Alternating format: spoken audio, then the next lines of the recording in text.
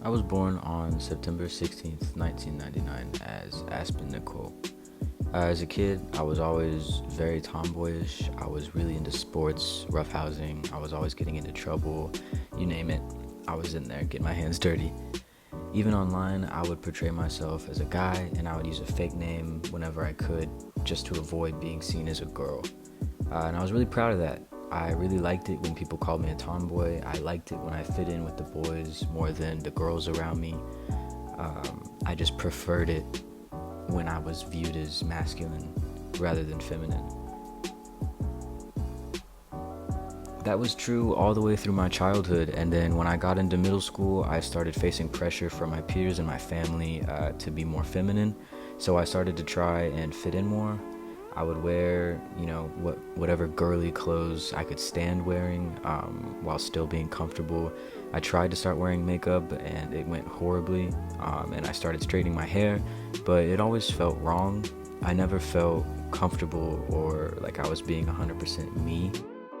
I started to feel uncomfortable with my gender identity in 2015, but at that time I didn't even know that being transgender was a thing. I didn't know that existed, so I came out as a lesbian, and I threw myself really heavily into the role of like the masked gay friend of my friend group. There was a lot of heavy eyeliner, a lot of messy buns, and a lot of flannel at this point of my life. I also started getting more involved with the queer community online at this point. I started watching a lot of transgender YouTubers, people like Sam Collins, Storm Ryan, Jamie Rains, and some others. Ty Turner was another one that I was watching pretty often. And I also made some trans friends in real life too. I met a couple trans people that were going to my high school at the time, and then I just met some online friends in person. And all of that helped me realize that other people felt the way that I did about their gender and, being born in the wrong body. And it made me realize that I wasn't a weirdo or a freak for wanting to be a boy, even though I was born a girl. So in July of 2016, I came out to close friends as gender fluid. I made a secret Instagram account where I was presenting as a boy and going by a different name, which is now the Instagram that I have today, ironically. And I bought my first shitty clasp binder off of Amazon, but yeah, I was still keeping everything secret from my family. But eventually, thanks to my friends and the internet and just getting fed up, I had some mental health scares. I attempted to take my life. In 2017, I just got fed up and I cut off all of my hair, and I just used that opportunity to come out to friends, family, the internet, anybody who would listen to me. I came out as a Ftm Transgender, female to male. I told everybody that I wanted to go by Dakota, and I wanted to go by he, him, his pronouns from then on. And, I was met with a mixed bag of reactions. Most of my friends were really supportive. I had a couple friends that I had to leave behind because they just couldn't accept me for who I was. But my family was really, really against me transitioning, and it caused a lot of issues, not only in the house with my parents, but with extended family as well. A lot of my relatives no longer speak to me or my family because of my transition. And it also caused some problems at school too. I was ostracized by some of my peers. I was bullied. My mom ended up putting me in therapy. I don't know if she was trying to do it to convince me that I was wrong about being trans, or what her motivation was, but it just made me more sure about my need to transition than I had ever been before. Once I turned 18, barely even a month after I turned 18 basically, I took myself to Planned Parenthood and I started testosterone on October 9th of 2017. My parents refused to pay for any of my medical transitions, so they said they wouldn't pay for hormone replacement therapy, surgeries, or anything like that. So I worked a couple different jobs throughout high school, picking up shifts and stuff, just so that I could afford doctor's appointments and afford testosterone, and I also started saving for top surgery. I started going to the gym and working out a lot to combat my gender dysphoria, and I began posting more about my transition online.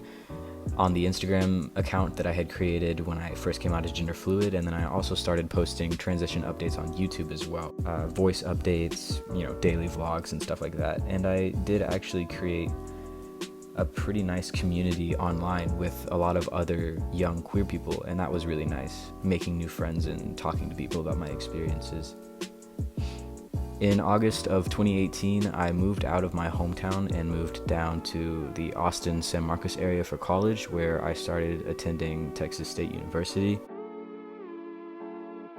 I really only came out to my close friends there, and sometimes people would recognize me from YouTube or from Instagram, but that was really rare. And so for the most part, I was stealth there, and I really enjoyed the feeling of just like passing as a cis guy and having control over who knew I was trans and who just assumed I was cis, because I didn't have that in my hometown. Everybody knew who I was, everybody knew I was trans, so I enjoyed passing as a cis guy. After a few months, I ended up saving up enough, working at college, battling with my insurance company and finding a surgeon that I could afford and who was nearby. I ended up getting top surgery on May 21st, 2019 with Dr. DULIN in Plano, Texas.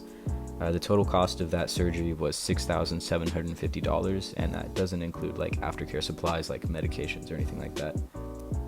I was only 1.5 years on testosterone at that point, and I was still kind of figuring out who I wanted to be, what kind of man I wanted to grow into, so it was a really formative period in my life.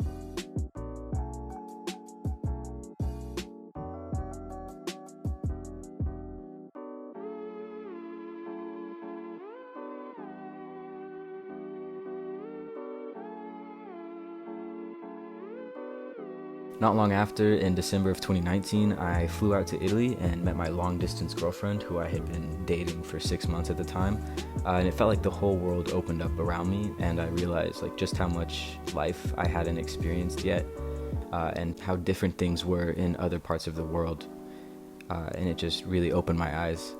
So when I got back home, COVID hit America hard, and I was just feeling stuck. I was feeling uninspired, and I felt like my life wasn't really going in the direction that I wanted it to. I was stuck in a 9-to-5 office job while I was taking classes at a college that I didn't really enjoy going to anymore. And so on a whim, I decided to apply to the University of Padova in Italy.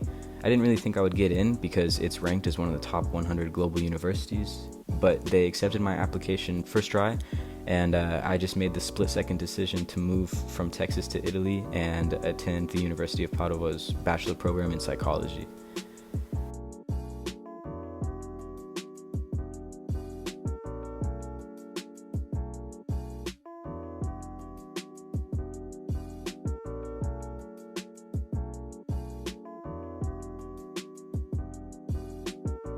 COVID made the visa process really hard. I sometimes felt like it was impossible and I was never going to get my visa and I was never going to move. But finally, I was able to get my visa and make the move in September of 2020 from Texas to Italy.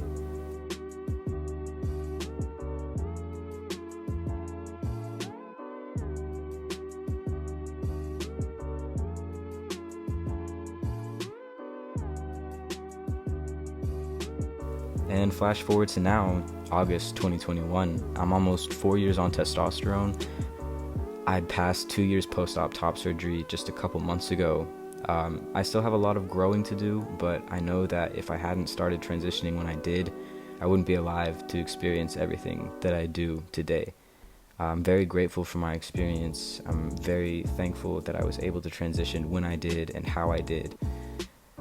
I'm extremely blessed to have all the friends that I have and all the new friends that I've made along the way and the community that's grown around me. And I just wanted to share my journey with all of you because I know that online typically you only see bits and pieces of what people choose to share.